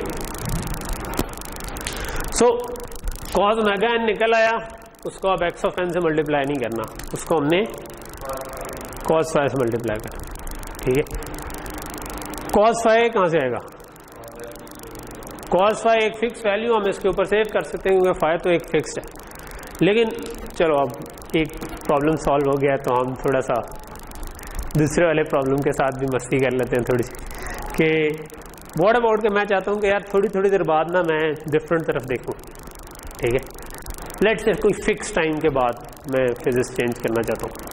ठीक है, तो मैं कोई पैटर्न रखना चाहता हूँ, लेट्स से जिस तरह फेज एरिया रडार होता है, थोड़ी देर एक तरफ देखता है, फिर एक तरफ, फिर एक तरफ, फिर एक तरफ, फिर एक तरफ। ठीक है, तो हम चाहते हैं कि थोड़ी देर एक तरफ देखें, फिर एक तरफ, फिर एक तरफ। ठीक है, चेंज करते जाएं डायरेक्शंस अपनी। ठीक, अगर मैं वो फेजेस कहीं और से लाना चाहता हूँ, हाँ मतलब फेजेस कहीं और से नहीं, फेजेस को मैं चेंज करना चाहता हूँ on a let's say simplified variant, कि मैं कोई रैंडमली फिलहाल नहीं चेंज करना चाहता, मैं चाहता हूँ कि मैं एक फिक्स इंटरवल के बाद चेंज बेशक रैंडम हो जिधर मर्जी देखें। ठीक है, लेकिन एक फिक्स इंटरवल के बाद। ठीक है, कल को हम उस फिक्स इंटरवल को भी चेंज कर सकते हैं, लेकिन लेट्स से कि हम अभी सिंप्लिसिटी के साथ करते हैं। ठीक है, तो तरीका वारदात यही है कि आप सिंप्लिसिटी मेंटेन रखें, जब थोड़ा सा कॉन्फिडेंस आना शुरू करे फिर पंगे लेना शुरू करेंगे। अच्छा, अब उसको आगे के तो इंजीनियर इसी को हम कहते हैं कि जो जिसको ये वाला थोड़ी देर बाद चलो कि मैंने ये अब चेंज कर दो, अब मैं कुछ और चेंज। ठीक है, सो अब इसको कॉज ओमेगा n इधर से आ रहा है, दूसरी तरफ से मैं चाहता हूँ कि कॉज फाई जो है वो एक ऑब्वियसली मैं पहले से कंप्यूट करके एक रजिस्टर में रखवा सकता हूँ, लेकिन मैं चाहता हूँ नहीं, मैं थोड़ी थोड़ी देर बाद इसको चेंज करूँ। ठीक है, तो क्या कर सकते हैं,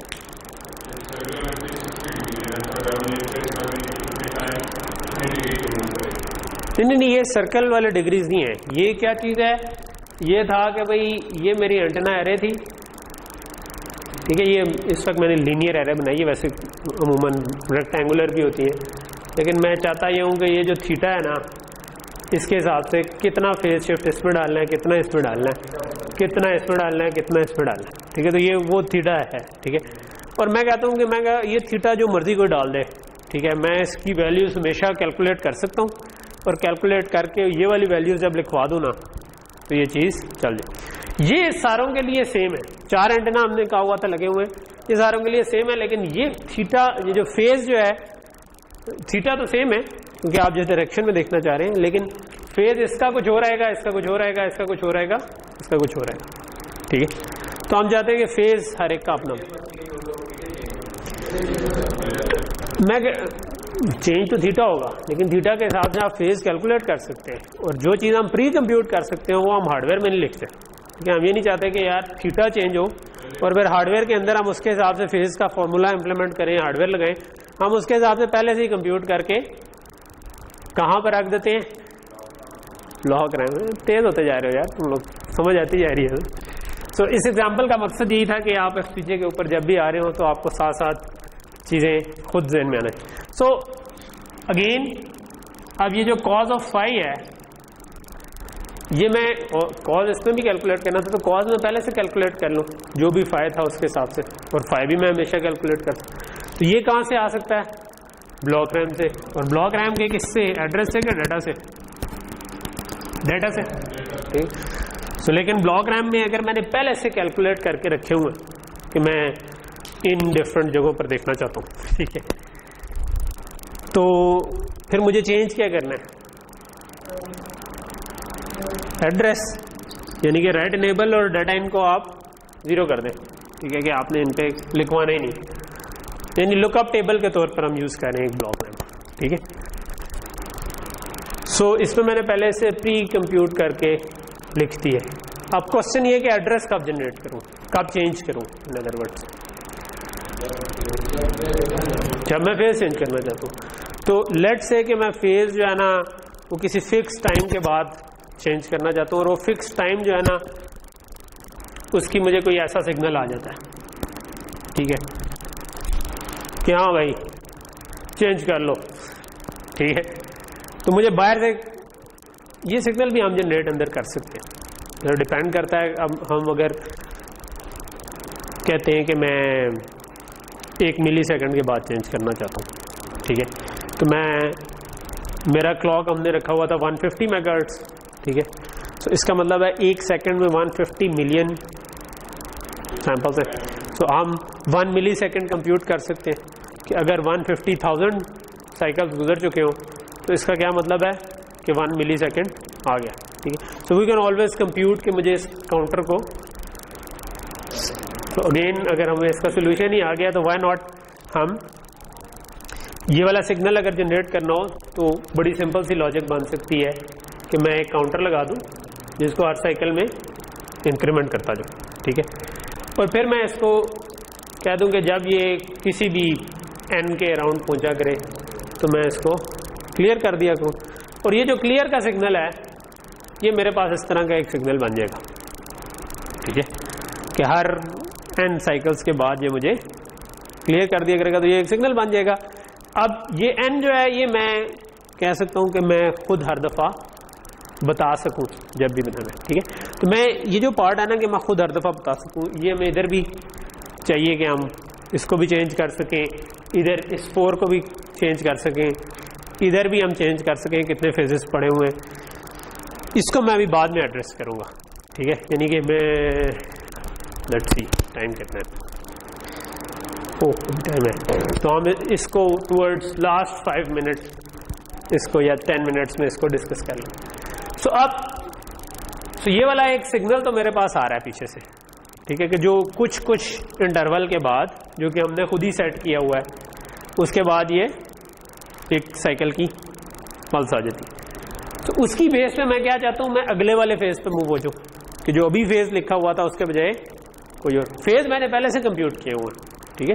यानी कि एक मैंने कहा हुआ था कि यार इतने थीटा के ऊपर फेज है, एक मैंने कहा हुआ था इतने थीटा के ऊपर फेज है। इसके हिसाब से कॉज और साइन मैंने दोनों कंप्यूट करके पहले से रख लिए हुए, ठीक है। तो ये बात समझ आ रही है ना। तो वो पहले से कंप्यूट करके क्योंकि रख लिए हुए तो इसका मतलब है वो इस जगह पर पड़े हुए, ठीक है। तो अब इसका एड्रेस कैसे जनरेट होगा? मैं इसको हर साइकिल पे इंक्रीमेंट नहीं करना चाहता। मैं कब इंक्रीमेंट करना चाहता हूं? जब ये वाला सिग्नल आ जाए। ठीक है, सो क्या करें?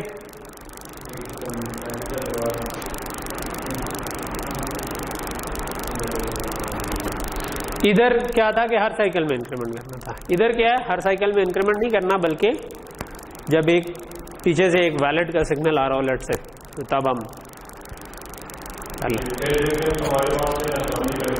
पहले से रैम में पड़े हुए। हाँ वो फिक्स, हाँ वो सिग्नल भी आ रहा है बाहर से। ठीक है, कि इतने साइकिल गुजर गए हैं तो ये एक साइकिल के लिए आ जाएगा। तो अब उसके हिसाब से हमने फेज भी पहले से लिखवा के रख दिए। एक और काउंटर लगा दे, लेकिन उस काउंटर में क्या फर्क हो, तो उसके लिए मुझे लेट से मैं ये प्लस प्लस करता हूं, तो मुझे क्या चेंज करनी पड़ेगी इधर?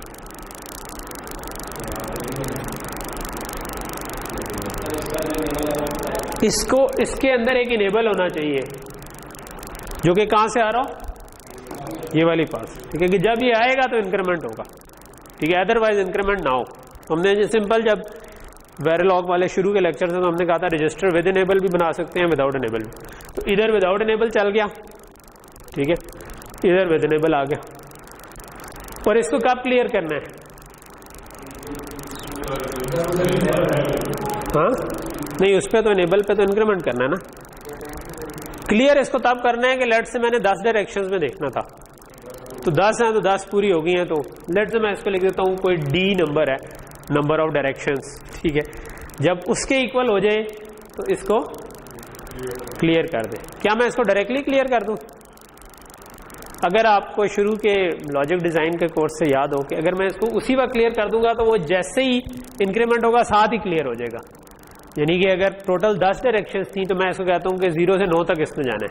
तो अगर मैं इसमें 9 रखवा दूंगा तो ये जैसे ही 9 आएगी अगले साइकिल में क्लियर हो जाएगा। हम अगले साइकिल में नहीं जाते, हम कहते हैं कि 9 पूरा चले और उसके बाद जब ये आए तब क्लियर हो। तो क्या करूं? इसके साथ एंड कर दे। ठीक है, ये हमने डिजिटल क्लॉक की एग्जांपल की थी, याद होगा। ठीक है, तो मैंने लॉजिक डिजाइन पढ़ा था, वो वैसे उसका लेक्चर भी अवेलेबल है, जो लॉजिक डिजाइन के भी अपलोडेड है। तो आप उसको जाके थोड़ा सा रिव्यू करेंगे ना, तो you will come to know कि इसकी हमने डिस्कस किया हुआ था कि इसको एंड क्यों करना है। इसको एंड इसलिए करना है कि लेट से ये 0 नंबर वाली डायरेक्शन थी, तो ये यहाँ पर 0 नंबर वाली डायरेक्शन पे देख, लेट से पहले 0 थी, ये सिग्नल आया है 1 होगी, फिर ऐसा सिग्नल आया 2 होगी, 3 होगी, आखिर में जब ये 8 से 9 हुआ तो अगर मैंने सिर्फ कंपैरेटर लगाया होगा तो ये तो अगले साइकिल में 9 से दोबारा 0 हो जाएगा ना। ठीक है, मैं तो ये नहीं चाहता, मैं तो चाहता हूँ कि 9 पे भी पूरा देखे। ठीक है, तो इसका मतलब है कि मैं इसको साथ एंड कर लूँ कि 9 भी हो और उसके बाद जब ये आए। ठीक है, क्योंकि जब ये आया है तो मैंने इसको इंक्रीमेंट किया है ना। ठीक है, तो ये एक्चुअली सॉरी इधर नहीं हुआ, ये जब ये सिग्नल जिस पॉज एज पे आया है उस वक्त ये 8 से 9 हुआ था ना। तो अब अगला सिग्नल जब आएगा तो ये 9 से दोबारा 0 हो जाएगा। ठीक है, तो ये 0 1 2 3 अप टू 9 0 1 2 3 अब इस तरह चलता रहेगा। ठीक है, तो ये मैंने थोड़ा सा कह लो कि दरमियान में हमें हुआ कि यार वाई नॉट हम फेज को फिक्स रखने के, फेज की भी ब्लॉग्राम लगा लें तो अब हम फेज को अपनी मर्जी से शिफ्ट कर सकते हैं। ठीक है, फेज भी शिफ्ट हो गया, तो ये मेरे पास कॉज मैगन हो गया, ये कॉस फाई हो गया। लेकिन ये हर एक के लिए डिफरेंट है, ये हर एक के लिए सेम है। यानी कि आप ये वाला जो चीज है ना, ये आप एक नहीं बनाएंगे, ये आप जितने नंबर ऑफ एंटेनाज हैं उतनी दफा बनाएंगे।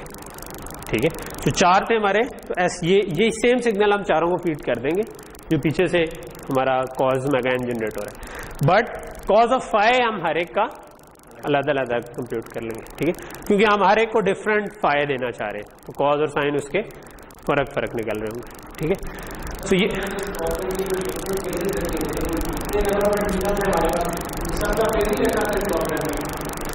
नहीं, इस ब्लॉक रैम में जो 0 नंबर पे है ना, वो ये है कि मैं किस थीटा पे देख रहा हूँ। लेट से मैं 0 थीटा पे देख रहा था 0 नंबर। 1 नंबर पे है कि मैं इस एंगल पे देख रहा हूँ, तो इस एंगल के हिसाब से सिर्फ इस एंटेना का फेज, फिर किसी और एंगल के हिसाब से उसी एंटेना का फेज। तो ये एक एंटेना के लिए एक ही है। ठीक है, लेकिन अब मेरी डायरेक्शंस बहुत सी हो सकती है, क्योंकि अब मैंने इधर ब्लॉक रैम लगा दिया है। ब्लॉक रैम जो है अगर मैंने 16 बिट का डाटा आउट रखा है तो ये मतलब नॉर्मली 1 के डीप होती है 102। अब मैं 1024 डायरेक्शंस में देख सकता हूँ, ठीक है, पोटेंशियली, यानी कि डी को मैं 1023 तक लेके जा सकता हूँ, 0 से 1023 तक हो सकता है। लेकिन मैं कम डायरेक्शंस में देखना चाहूँ, लेट से मैं सिर्फ 4 डायरेक्शंस में देखना चाहता हूँ, तो मैं इसको 3 कर दूंगा, 0 1 2 3 3 के ऊपर ये क्लियर हो जाएगा, ठीक है। तो जितनी डायरेक्शन में देखना चाह रहा हूँ उससे एक कम मैं इस जगह पर लिखवा दूंगे, तो ये 0 से लेकर वहां तक जाके चेंज कर दूँ। लेकिन ऐसे अलग-अलग क्यों लगेंगे, क्योंकि हर एक का फेज फर्क आया, वो डिपेंड करता है कि यार ये कितना डिस्टेंस निकला था हर एक का, ठीक है, उसके हिसाब से हम फेज डिफरेंट एक क्वेश्चन से निकालते हैं, ठीक। जो ट्रिग्नोमेट्रिकली आप निकाल सकते हैं अगर किसी ने एक्चुअल में निकालने हो, बट हार्डवेयर डिजाइनर को इससे गर्ज नहीं कि वो कैसे निकलेंगे, वो जिसने भी निकालने हैं वो आप एक एक्सेल शीट बना लेंगे तो वो उसके अंदर आप उसको पोर्ट कर सकते हैं। तो यहाँ तक चीज समझ आ गई। सो हमारा यहाँ से ये वाला काम तो हो गया, ठीक है। मल्टीप्लायर तो मल्टीप्लायर है, ठीक है, 18/18 का मल्टीप्लायर तो पुराने एफपीजीओ में भी लगा होता था, आप तो 18/25 तक के, तो हम तो 16 को 16 से मल्टीप्लाई कर रहे हैं, ठीक है। ये भी 16 बिट लेट से रख लेते हैं, और ये मेरे पास जो आ रहा है इसका फॉर्मेट क्या रखना चाहिए, 1.15 ही रख लेना चाहिए, ठीक है। सो ये 1.15 से मल्टीप्लाई हुआ, इसके बाद 2.30 उसने जनरेट किया, और इसकी हमने एक MSB को इग्नोर कर दिया, और बाकी जो बिट्स बची वो 1.30 थी, उसको मैं दोबारा 1.15 में कन्वर्ट कर सकता हूँ, ठीक है। तो ये मेरे पास 1.15 दोबारा आ गया, और इसको अब मैं मल्टीप्लाई कर सकता हूँ विद x ऑफ n, ठीक है। So I can multiply it with x of n, जो हमने अज्यूम किया कहीं और से आ रहा है। अगेन अगर ये फिक्स्ड ही कोई चीज़ है तो हम इसके पीछे भी ब्लॉक रैम लगा सकते हैं, और ब्लॉक रैम में जिस तरह x of n cause of n change करें उस तरह हम x ऑफ n हर दफ़ा चेंज। सो ये हमारे पास ऐसे लेट से 4 हमारे पास बन जाएंगे, ठीक है। नहीं, अच्छा अभी ये इससे पहले भी साइन भी रहता है, ठीक है। साइन वाली चीज बिल्कुल इसके आइडेंटिकल है, ठीक है, क्योंकि उसमें क्या करना था, साइन ओमेगा n को साइन, सिर्फ फर्क क्या है कि यही वाली चीज है, बट एक ऐसी रैम लगेगी, ठीक है, और ऐसी हर एक के लिए अलग अलग लगेंगी। इसकी ये जो वाली जो रैम है उसके अंदर साइन ओमेगा n आपने रखा होगा, यानी sine of 0, sine of 72 degree, sine of 2 × 72 degree and so on. और ये वाली जो रैम है इसके अंदर आपने क्या किया होगा, इसके अंदर आपने फेज जो है, जो सेम फेज, अगर इधर 0 फेज था तो उसके भी पहले वाले पे 0 होगा, ठीक है, लेकिन उसका साइन, ठीक है, यहाँ पर वो आ रहा था आपके पास साइन ऑफ 0 जो आ रहा था, एक केस में 1 होगा, एक केस में 0 होगा, ठीक है। तो ये हमने ख्याल रखना, लेकिन अगेन हम उसको चाहेंगे कि वो एग्जैक्टली 1 के इक्वल ना हो, क्योंकि 1 हम सपोर्ट नहीं कर सकते, ठीक है। तो हम उसको किसी एक मल्टीप्लायर से मल्टीप्लाई करके उसका एम्पलीट्यूड थोड़ा सा कम रख सकते हैं, ठीक है। एक तरीका ये हो सकता है कि आप सैचुरेशन लॉजिक डाल दें, ठीक है। सैचुरेशन लॉजिक हमने पढ़ी थी ना, मल्टीप्लाई करते हैं तो चीज़ सैचुरेट हो जाती है, ठीक है। लेकिन अगर ये थोड़ा सा इसका एम्पलीट्यूड लो कर दिया है तो हमें वो सैचुरेशन लॉजिक लगाने की ज़रूरत नहीं है, क्योंकि वी आर श्योर कि ये कभी भी उससे बड़ा होता ही नहीं है, तो फिर वो सैचुरेशन लॉजिक में जाने की भी ज़रूरत नहीं है। तो सैचुरेशन लॉजिक अगेन कुछ डिलेस खाती है, ठीक। तो यहाँ तक चीज़ क्लियर होगी, ठीक है। तो ये तो हमारा, अगर ऐसा ही मैंने एक साइन की साइड से बना दिया, ठीक है, तो मेरे पास इसी तरह,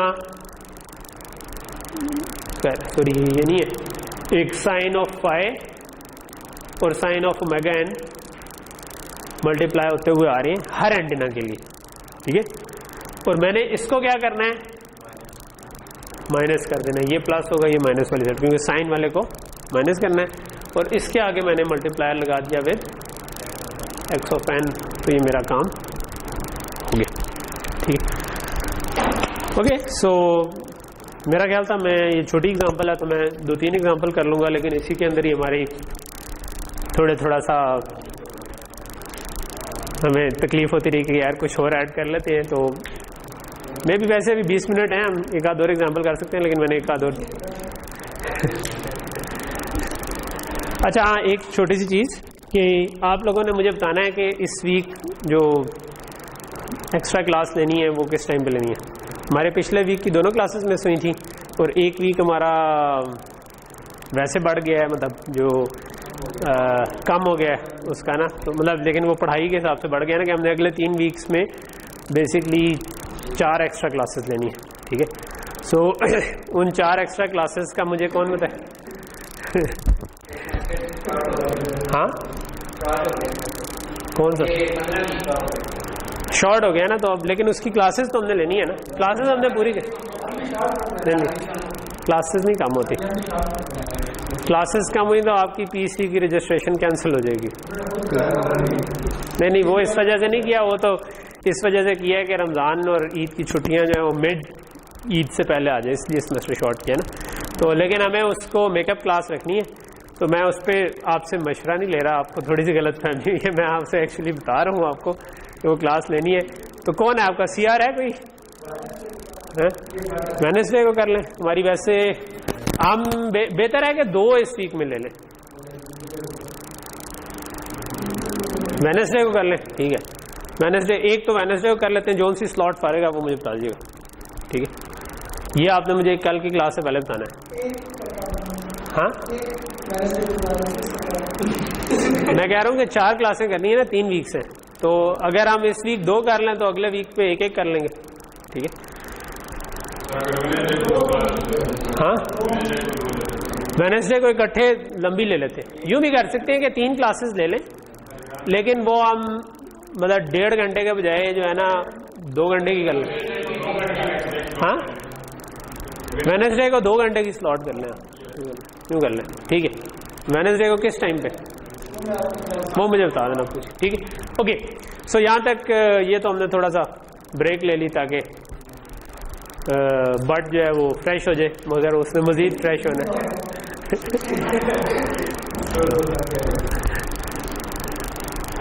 ओके ये बट जो है ये जेन्युइन वाला बट है, यानी कि खाता उसी तरह जिस तरह बट खाते, लगता नहीं है। वो हमारे भी कुछ बट दोस्त जो रहे हैं वो देखने में पतले ही थे, लेकिन माशाल्लाह खाने में असली वाले बट थे। वैसे तो वो पंजाबी में कहते ना कि जिस दे टेढ़ च वट नहीं वो बट नहीं, ठीक है। वो वट तो टेढ़ पे तो नहीं था इनके, लेकिन कह लो कि खाने में उसी तरह थे। ओके सो चलो अब मैं इसको थोड़ा सा मिटा दूं और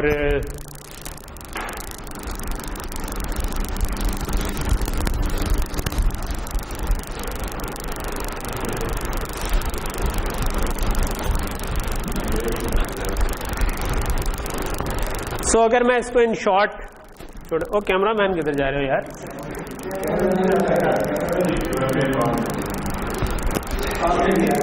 हाँ अच्छा चलो, कॉल ऑफ नेचर को तो हम नहीं कुछ कर सकते, चैलेंज नहीं कर सकते, हालांकि शक होता है कि शायद कुछ और काम से जा रहे हो, मगर मत। ओके तो एक हमने ये बनाई थी रैम जो कॉज जनरेट कर रही थी, एक हमने इसी तरह की रैम बना दी जो कि साइन जनरेट कर रही थी। होपफुली अगर मैं हाँ इज इक्वल टू थ्रेशोल्ड कहता हूँ, कोई बिल्कुल हो सकते हैं एक ही बना के, लेकिन मैं कहता हूँ कि यार कोई नहीं, ब्लॉक रैम मेरे पास खुली है, मुझे क्या अन्ना खाता है तुझे में क्या 5-6 ब्लॉक रैम लगाने में क्या जाता है। फ़ायदा उसका ये है अगर ये अलग-अलग बनाई ना तो इसकी पूरी रेंज इसी पे यूज़ कर लेंगे। अगर मैंने इसी की दूसरी पोर्ट पे लगा दिया तो हाफ रेंज में साइन के लिए यूज़ करूँगा, हाफ कॉज के लिए, तो मेरे ओवरऑल रेंज कम हो जाएगी। तो अगर तो मैं I am short on block RAMs तो ठीक है, एक पे कर लेना चाहिए, एक पोर्ट एक के लिए एक पोर्ट दूसरे के लिए। But if I am not short on block RAMs तो फिर खुल के करें। मतलब ये एक डिज़ाइन करते हुए ना कोशिश करनी चाहिए अच्छे डिज़ाइनर को कि ऐसा डिज़ाइन बनाए जो कि आगे भी जा सके, जनरलाइज सा डिज़ाइन हो जिसको कल को आप मतलब ये क्यों डाला, हमें तो 5 सैंपल चाहिए थे, ठीक है, लेकिन अब मैं अगर 16 बिट की रखूँगा तो ये 1024 सैंपल हो जाएंगे। 1024 कल को अगर मुझे ज़्यादा चाहिए हुआ तो मैं ब्लॉक मेमोरी जनरेटर से थोड़ी बड़ी ब्लॉक रैम लगा दूँगा, तो I can still go further as well, ठीक है। लेकिन चलो आपकी जो बगैर किसी मेहनत के काम हो सकता है वो ये हो सकता है कि आप ब्लॉक रैम पूरी लगा दें, ठीक है, इसमें आपका तो कुछ नहीं जा रहा, आप उससे छोटी लगाएंगे तब भी लगनी तो वो ब्लॉक रैम पूरी है, ठीक है। तो ये चीज़, अगर आप FPGA में जा रहे हैं तो आपको ये चीज़ ध्यान में रखनी चाहिए कि कुछ ऑप्टिमाइजेशन अननेसेसरी होती है। यानी कि अगर मैं ब्लॉक रैम लगा दूं और उसको फिक्स 5 साइज का ही बना दूं, ठीक है, तो आप बाकी अनयूज ही जा रही है, तो ये कोई ऑप्टिमाइजेशन नहीं की मैंने, ठीक है। ये एक्चुअली मैंने अपने आप को खुद लिमिट कर दिया क्योंकि मेरे पास जगह थी और एक फिक्स IP थी जो यूज हो जानी थी, तो वाई नॉट फिर मैं उसकी फुल रेंज को एक्सटेंड करूँ। तो ये अब हम उसकी फुल रेंज को एक्सटेंड, ये आपके पास आए और फिर आप चाह ये रहे हैं कि हमने इसके आगे एक मल्टीप्लायर लगाया हुआ है जिसको दूसरा जो चीज़ आ रही है वो एक और ब्लॉक रैम से आ रही थी, और उसके एड्रेस के साथ हमने क्या काम किया था कि वो भी ++ होता है बट उसका एक हमने इनेबल लगाया हुआ था, और ये इनेबल जो था ये हमने खुद किसी और काउंटर के क्लियर से निकाला हुआ था जो कि जिसकी मैं लॉजिक बना चुका हूँ, ठीक है। और ये आपकी लेट से जो भी डायरेक्शंस थी, ठीक है, उसके हिसाब से था, और इधर एक एंड गेट भी था, ठीक है। थोड़ा मैंने गंदा बना दिया बट कोशिश कर लूँ साफ बनाने की होपफुली। इसको ये इनेबल है और ये आपका क्लियर है, ठीक है। और ऐसे हमने एक नहीं 4 लगा दी, ठीक है। तो मैं इस डिज़ाइन को 3D बनाने की कोशिश करता हूँ, ठीक, तो 4 बन गई, ठीक है। और आओ सर्कल को 3D बनाना ज़रा मुश्किल लग रहा है बट लेट्स से कि मैं, ठीक है, एक आपका ये आ रहा है और दूसरी इस वाली रैम से भी मल्टीप्लाई होना है, इस वाली रैम से भी मल्टीप्लाई होना है, इस वाली रैम से भी होना है, और ये आपके पास 4 हो गए आपके इंटरनल, ठीक है। और फिर ऐसी ही 4 आपके पास बिल्कुल यही वाला काम आपने करना है विद, जिसको मैं मिटा देता हूँ फिलहाल, ये इनेबल मैं कहता हूँ कि कहीं और जगह से आ रहा है, ठीक है। और ये जो साइन वाली है इसको भी आपने इसी तरह 4 मल्टीप्लायर लगाने हैं, ठीक है। और इसकी दूसरी वाली साइड जो है वो ऐसी ही 4 रैम से आ रही है, ठीक है। तो चलो, ठीक है। और अब आपने क्या किया, इसको अगर आप नीट बना लें तो ये, और इसके आगे आपने मल्टीप्लाई कर दिया विद एक्सोफेन से, ठीक है। हाँ, पहले इनको पहले माइनस कर दिया, ठीक है। सो आपके पास ऐसे 4 माइनस लगे, ठीक है, और जिसमें एक नीचे से आ रहा था एक ऊपर से, और फिर इन 4 के साथ आपको, तो वैसे मुझे लगता है कि अगर हम एक्सोफेन को शुरू में मल्टीप्लाई कर देते तो इधर ही हमारे पास हाँ, तो मेरा ख्याल है प्रॉबेबली इट वाज बेटर कि हम एक्सोफेन को इधर मल्टीप्लाई कर दें क्योंकि इधर ये सारे सेम थे, ठीक है। तो ये अब आपके पास × 4 हो गया, ठीक है। सो एक्चुअल में आप अगर इम्प्लीमेंट करना चाहते हैं, अभी इसमें 2 चीज़ें मैं एड्रेस करना चाहता हूँ, ठीक है, कि ये हमारा डिज़ाइन तो बन गया। एक चीज़ ये है कि ये स्लो होगा क्योंकि ये सारे सीरीज में लगे हुए हैं, एक मल्टीप्लायर, एडर, मल्टीप्लायर, ठीक है। आइडियली ऐसे सिस्टम में मैं चाहूँगा, अगर लेट से मैं 150 मेगाहर्ट्ज़ के करीब फ्रीक्वेंसी को टारगेट कर रहा हूँ जो कि हमने रखी हुई थी, तो हर मल्टीप्लायर जो है ना वो पाइपलाइन हो, हर एडर जो है ना वो पाइपलाइन हो, तो फिर मेरी टाइमिंग 3 मीट हो जाएगी, ठीक है। सो टाइमिंग मीट करने के लिए आपको ज़रूरी है कि आप इसको पाइपलाइन करें। ये आपके पास सब 4 ये डैक को चला जाएगा, ठीक है, डायरेक्टली, और ये फिर डैक आगे RF फ्रंट एंड पे कन्वर्ट कर देगा, ठीक है। सो पाइपलाइन करने के लिए मैं क्या कर सकता हूँ, मैं चाहता हूँ क्योंकि ये फीड फॉरवर्ड सिस्टम है तो pipelining is not an issue. मैं इधर एक रजिस्टर डाल दूँ, ठीक है, इधर कट सेट लाइन लगाऊँ, इधर रजिस्टर आ गया, ठीक है।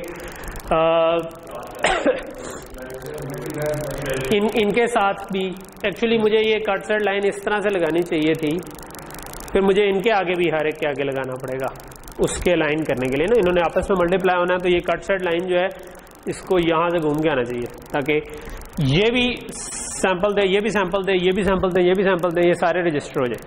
ये रजिस्टर हो गए, मल्टीप्लाई हुए, इधर इन सब को आपने रजिस्टर कर दिया इसके, और यही वाला काम आपने नीचे भी किया, साइन वाले पार्ट में भी इसी तरह किया, और फिर आप इधर भी रजिस्टर कर दें और तो आपकी आउटपुट रजिस्टर चली जाएगी, ठीक है। सो ये 2 आपकी 2 में से एक प्रॉब्लम तो सॉल्व हो गया कि अब ये रजिस्टर्ड है, तो प्रॉबेबली अगर मैं इसको इम्प्लीमेंट वाकई इसका RTL कोड लिखूँ वेरालॉग में या VHDL में, और फिर मैं इसको सिंथेसाइज करूं तो इसको असूली तौर पर काम करना चाहिए। ठीक। दूसरा एक वेरिएबल, एक चीज़ जो मैं पीछे छोड़ता आ रहा था वो ये था कि ये जो कॉन्स्टेंट्स हमने रखे हुए हैं, ठीक है, एक हमने रखा हुआ है कि यार इस रैम को शुरू में इनिशियलाइज करवाना है। एक तरीका है कि आप रैम को जब वेरिलॉग कोड में इनिशियलाइज करवा रहे होते हैं उसी वक्त उसको वैल्यूज देते हैं, हेक्साडेसिमल में वैल्यूज दे सकते हैं, किसी फाइल से रीड कर सकते हैं। ठीक है। नॉर्मली जब आप किसी FPGA प्लेटफॉर्म पे जाएंगे, ठीक है, तो उसके अंदर ना इस चीज़ की सपोर्ट होती है कि आप किसी तरह उसको प्रोग्राम कर, उसके अंदर कुछ रजिस्टर्स पे वैल्यू लिखवा सके। ठीक है। अमूमन कोई भी FPGA बोर्ड होगा ना तो वो या तो आपकी लेट से PCI एक्सप्रेस स्लॉट पे लगा होगा, ठीक है, या अगर स्टैंड लोन है वो हो सकता है LAN के थ्रू कनेक्ट हो जाए, हो सकता है कि वो USB के थ्रू कनेक्ट हो जाए, जिस तरह हम जो भी यूज़ करते हैं USB के थ्रू। अब ये जो USB के थ्रू कनेक्टेड है इसको मैं सॉफ्टवेयर के ज़रिए डाटा भेज सकता हूँ। ठीक है। सो अमूमन ना ऐसा कोई भी बोर्ड हो उसमें, और बाज़ का ये होता है कि आपका वो जो सॉफ्टवेयर है वो भी PC पे चलने के बजाय ना आप उस, जिस तरह हमारा ARM का प्रोसेसर है, तो आप उसको बूट के टाइम पर कि क्या उसमें वैल्यू लोड करनी है वो आप फ्लैश के अंदर प्रोग्राम डाल सकते हैं। ठीक है। तो वहाँ से वो लोड कर लेगा और वो शुरू में चल। सो कोई भी इंटरफेस हो, इवेंचुअली आपका ना एक इस किस्म का इंटरफेस होता है जिसको हम कहते हैं एड्रेस एंड डाटा वाला इंटरफेस। ठीक है। कि आप किसी तरह दो फंक्शन सपोर्टेड होते हैं कि आप राइट कर सकें जिसको आप एड्रेस दे दें और डाटा दे दें, और रीड कर सकें जिसको आप एड्रेस दें तो ये आपको रिटर्न कर दे डाटा। ठीक है। जो कि आप C में कोड लिख सकें या किसी और लैंग्वेज में, जो कि आपको ये वाला इन ऐसे इंटरफेसेस को हम कहते हैं मेमोरी मैप्ड इंटरफेस। कि आपका एक सॉफ्टवेयर चल रहा है उसके थ्रू आप एक मेमोरी मैप बना लेते हैं कि फलां एड्रेस के ऊपर मैं लिखवाऊँ तो यहाँ पर लिखा जाएगा, फलां एड्रेस पर लिखवाऊँ तो यहाँ पर लिखा जाएगा। ठीक। सो फॉर एग्जांपल इस केस को मैं कन्फिगर करना चाहता हूँ तो मुझे चाहिए कि यार मैं ये जो थ्रेशोल्ड है ना कि साइन और कॉस कितना पीरियड कितना आता है, ये भी मेरा कोई रजिस्टर हो, बजाय ये कि फिक्स्ड एक वैल्यू हो, ये किसी रजिस्टर से आ रही हो। ठीक है। फिर मैं चाहूँगा कि ये जो D आ रहा है, ठीक है, तो ये मेरे पास T था, एक ये जो D आ रहा है ये भी एक्चुअली किसी रजिस्टर से आ रहा हो। फिर मैं चाहूँगा कि यार ये जो मैंने इनके ऊपर लिखवाना है ये भी मेरे कोई एड्रेस नहीं जो कि मैं फलां एड्रेस है फलां एड्रेस पर लिखवाऊँ तो ये वाली ब्लॉक रैम पे लिखा जाए। अच्छा, अब अगर मैं ब्लॉक रैम पे ये करना चाह रहा हूँ तो हमें पता है कि FPGA की block RAMs already dual ported होती है, यानी कि इसकी एक पोर्ट को तो हम यूज़ कर रहे हैं, मैं चाहूँ तो मैं दूसरी पोर्ट को राइटेबल बना दूँ। ठीक है। उसका जो एड्रेस डाटा है वो मैं लिखवाने के लिए यूज़ कर लूँ कि मैं कहूँ कि यार इसका फलां एड्रेस है और ये डाटा इन आ रहा है, ठीक है, और एक रेड नेबल आ रहा है जो कि लिख। ठीक है। यहाँ तक चीज़ समझ आ रही है? ओके। हमारी अगली क्लास कल है ना, मैं देख लूँ कि ये वाली बात मेरी लंबी। ठीक है।